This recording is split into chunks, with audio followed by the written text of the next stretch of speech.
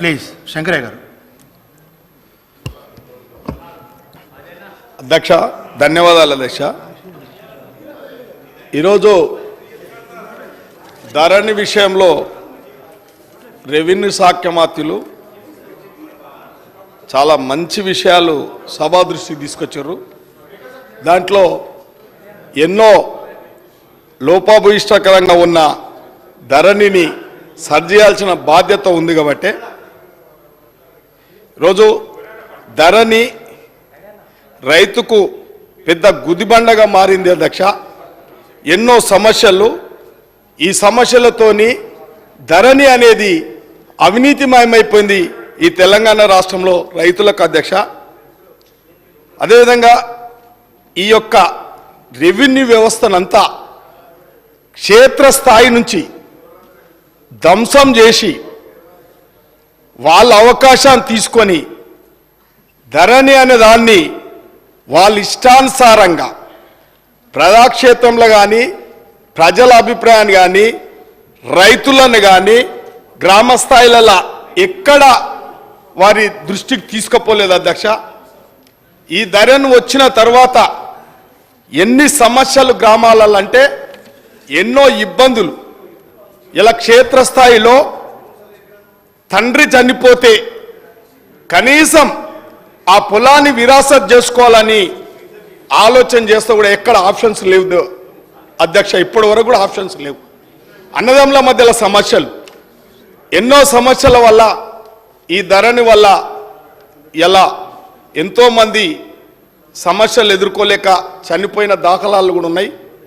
వారి కుటుంబాలకు అవసరం కొద్దీ కొన్ని పొలాలు అమ్ముకుందాం అనుకొని సమస్యలు పరిష్కరించుకుందాం అనుకుంటే కూడా ప్రొహిబిటెడ్ అని చెప్పి చిన్న ఒక్క సర్వే నెంబర్కు చిన్న సమస్య ఉంటే ఒక 10 ఎకరాలు ఉంటే ఒక సర్వే నెంబర్లో 10 ఎకరాలు ఉంటే వద్ద ఒక ½ ఎకర్ డిస్ప్యూట్ ఉంటే కూడా ప్రొహిబిటెడ్ అని వచ్చి ఆ సమస్య వల్ల ఆ కుటుంబము ఆ రైతు సమస్య తీరలేకపోతుంది అధ్యక్ష. అదేవిధంగా అధ్యక్ష గతంలో ఎన్నో భూములు అమ్ముతే ఏదో కారణంగా ఆ రైతు రికార్డులలో మార్పిడి చేసుకోపోతే మళ్ళా మొదటి పట్టుదారు పేర్లు వచ్చి ఈ ధరణిలో అవే రిఫ్లెక్ట్ అవుతూ ఉంటే చిన్న చిన్న సన్నకారు రైతులకు చాలా ఇబ్బందులు పెడుతున్నారు గ్రామాలల్లో. ఇది మేము చూస్తున్నాం అధ్యక్ష. గతంలో ఎన్నికలలో కూడా చెప్పడం జరిగింది. అవును అధ్యక్ష, ధైర్యంగా చెప్పగలుగుతున్నాం. ధరణి అనేది ఒక దరిద్రం పట్టుకుంది రైతుకు. ఇవాళ దాన్ని మార్పు కావాల్సిన అవసరం ఎంతైనా ఉంది కాబట్టి ఇవాళ గత ప్రభుత్వాలు భూసేకరణ చేసి ఇండ్ల స్థలాలని చెప్పి పట్టాలు ఇస్తూ కూడా ఆ ఇండ్ల స్థలాలలో ఇలా కాపురాలు చేస్తూ ఉంటే కూడా మళ్ళా పట్టదారు పేర్లు రిఫ్లెక్ట్ అవుతున్నాయి అధ్యక్ష. అంటే కుక్కకోళ్ళ సమస్యలు ఇలా దీనికి పరిష్కారం ఎక్కడ లేదు. ఏదైనా చిన్న సమస్య ఉన్నా కూడా ఏ వేదిక కాడికి పోయి ఏ కార్యాలయం కాడికి పోయి ఈ సమస్య తీర్చుకుందామని రైతు ప్రయత్నం చేస్తూ ఉంటే ఎక్కడ రైతు పరిష్కారాలు లేవు అధ్యక్ష. ఎన్నో దాఖలాలు చూసినాం, ఎన్నో సమస్యలు చూసినాం. ఎంఆర్ఓలను రైతులు తిరిగి తిరిగి యాసపడి ఆక్రోశానికి గురై ఎంఆర్ఓల మీద పెట్రోలు యాసిడ్లు పోసి అంటిపెట్టిన దాఖలాలు ఉన్నాయంటే గత చరిత్ర చూడండి అధ్యక్ష. ఎవరైనా ఒక గ్రామ పెద్దలు ఉంటే ఆ గ్రామంలో ఒక భూ సమస్య వస్తే పరిష్కారం సచివాలయాల కడ కానీ రచ్చబండ కడ కూర్చొని కానీ పరిష్కారం చేసేవాళ్ళు. గతంలో అధ్యక్ష పురాతన కాలంలో పెద్ద పెద్ద రైతులు ఏదైనా అవసరానికి చిన్న రైతులు కొంటే సాదా బయానాంల మీద రాసిచ్చేవాళ్ళు. కొందరైతే మాట ఇస్తే మాట మీద ఉండేవాళ్ళు. ఇలా సాదా బయానాలు కూడా రాజశేఖర రెడ్డి గారు ఉన్నప్పుడు సాదా బయానాంలు కూడా 13B కింద ఎన్నో పార్టీలు ఎన్నో పట్టాలు మార్పిడైంది. రిజిస్ట్రేషన్ ఫీజులు లేకుండా చిన్న చిన్న రైతులకు కూడా ఇలా ఆ రోజు పట్టాలు ఇవ్వడం జరిగింది అధ్యక్ష. ఈరోజు ధరణి తెచ్చుకున్నది ఎందుకంటే కొందరు పెద్దలు